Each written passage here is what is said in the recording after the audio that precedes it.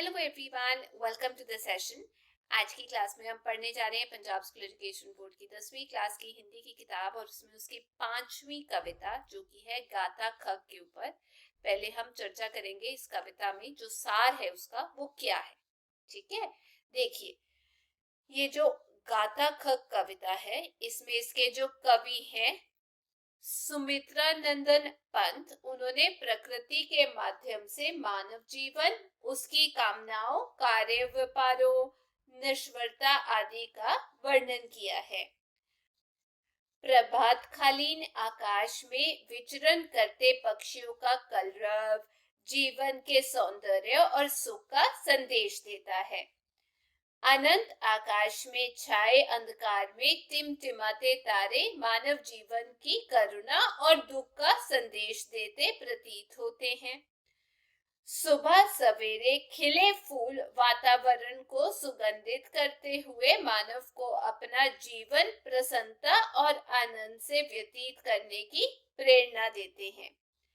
सागर अथवा नदी में उठने वाली लहरों से मानव को निरंतर गतिमान रहते हुए साधना करने के लिए प्रेरित किया गया है।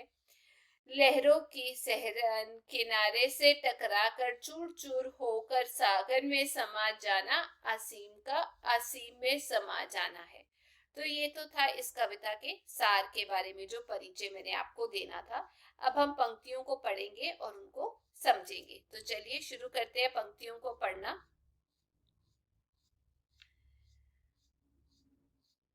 गाता खग प्रातः उठकर सुंदर सुखमय जग जीवन, गाता खग संध्या तट पर मंगल मधुमेह जग जीवन। अब इसमें खग का मतलब होता है पक्षी, वैसे ही तट का मतलब होता है किनारा, वैसे ही मंगल का मतलब होता है कल्याण,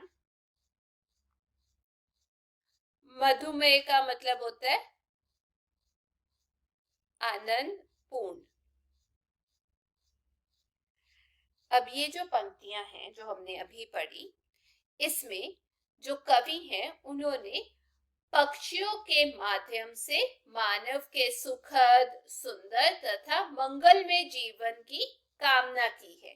कहने का मतलब ये है, कवि कहता है कि प्रभात काल में आकाश में स्वतंत्र उड़ने वाले पक्षियों का कलरव गान यही उपदेश देता है कि ये जीवन सौंदर्य और सुख का भंडार है।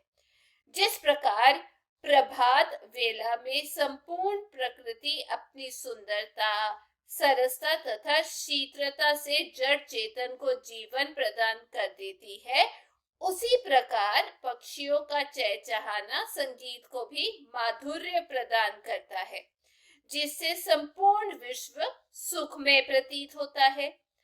संध्या के समय जब संपूर्ण संसार विश्राम की ओर अग्रसर होता है, उस समय किसी शून्य एकांत नदी अथवा सरोवर के किनारों पर एकत्रित होकर पक्षी पुनः चहकते हुए एकत्रित हो जाते हैं। उस समय उनका चहचहाना जीवन के मंगलमय रूप माधुर्य को व्यक्त करता है। कवि को पक्षियों के स्वर में जीवन संगीत सुनाई पड़ता है। मतलब ये कवि प्रभात तथा संध्या के समय होने वाले पक्षियों के कलरव को मानव जीवन के लिए समृद्धि एवं कल्याण का संदेश देने वाला मानता है। आगे अगली पंक्तियां, कहती अपलक तारावली अपनी आंखों का अनुभव, अवलोक आंख आंसू की भर आती आंखें नीरव। अब यहाँ पे अपलक का मतलब होता है एक तक, वैसे ही तारावली मतलब तारों की पंक्ति, वैसे ही अवलोक का मतलब होता है देखकर।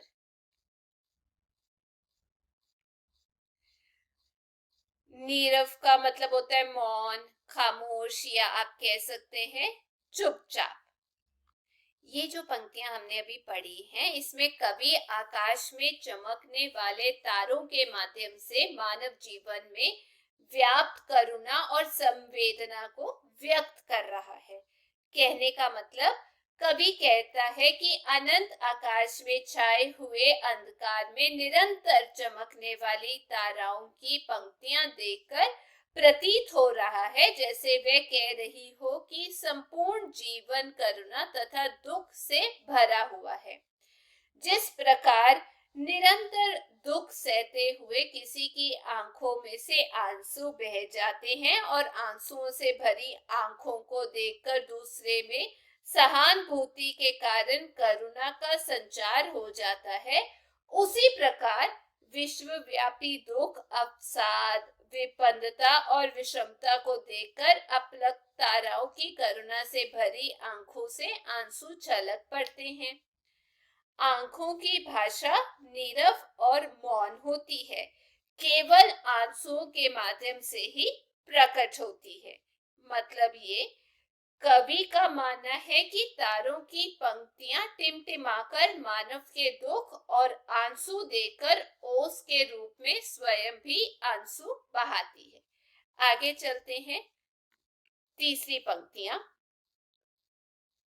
हंसमुख प्रसून सिखलाते पल भर है जो हंस पाओ, अपने उर की सौरभ से जग का आंगन भर जाओ।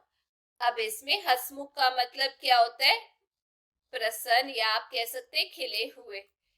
वैसे ही प्रसून का मतलब होता है फूल। ठीक है, और इसमें और जो कठिन शब्द है वो है उर। उर का मतलब होता है शरीर, या आप कह सकते हैं हृदय। सौरभ का मतलब होता है सुगंध। जग का मतलब होता है संसार।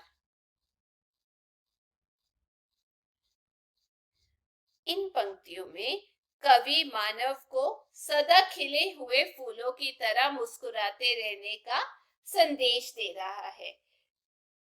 कवि कहता है कि प्रभात काल में खिले हुए पुष्प अपनी कोमलता, मनोहरता और सौरभ से वातावरण को पूरी तरह भरते हुए मानव को ये प्रेरणा देते हैं कि इस नाशवान और छोटे से जीवन को अनेक प्रकार की विषमताओं और समस्याओं ने नीरस और उदास बना रखा है।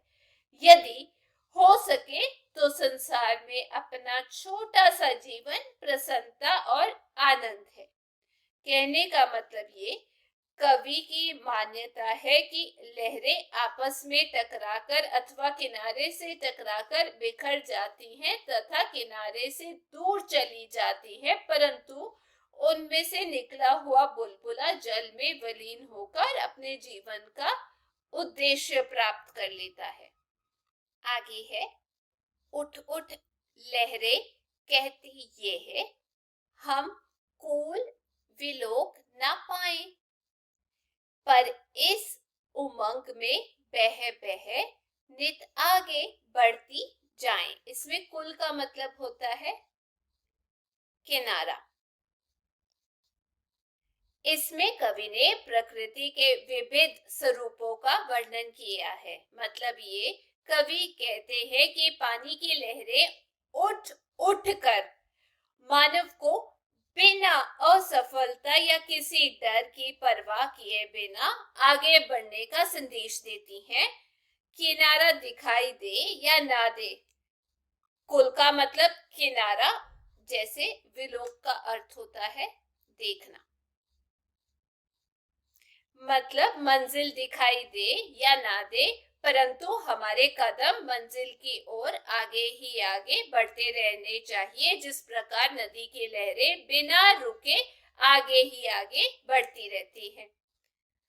कंप कंप हिलो रह जाती, रे मिलता नहीं किनारा, बुध बुध विलीन हो चुके पा जाता आशय सारा। अब इसमें बुदबुद का मतलब होता है बुलबुला। इसमें कवि ने प्रकृति के विविध स्वरूपों का वर्णन किया है और कवि कहते हैं कि लहरें कांपती रहती हैं। हिलोर का मतलब होता है, जैसे मैंने आपको बताया था पहले भी, तो इसमें यही बताया गया है कि कवि कहते हैं कि जो लहरें हैं वो कांपती रहती हैं और किनारे से दूर रहती हैं, परंतु पानी का बुलबुला यानी बुदबुद, जैसे मैंने आपको बताया बुलबुला, पानी का बुलबुला अपने सीमित अस्तित्व को उस असीम जल राशि में समर्पित करके चुपचाप जीवन के अंतिम लक्ष्य को प्राप्त कर लेता है। विलीप का मतलब जो होता है वो होता है मिट जाना, या आप कह सकते हैं नष्ट हो जाना, या आप कह सकते हैं समर्पित हो जाना। आशय का मतलब होता है उद्देश्य, या आप कह सकते हैं मकसद, या इसका मतलब होता है लक्ष्य। तो ये थी आज की पंक्तियों के ऊपर चर्चा। मैं उम्मीद करती हूँ आप सबको समझ आ गई होगी। यदि आपको वीडियो अच्छी लगी तो चैनल को लाइक शेयर सब्सक्राइब जरूर कीजिएगा। फिर मिलेंगे। Till then take care, bye bye.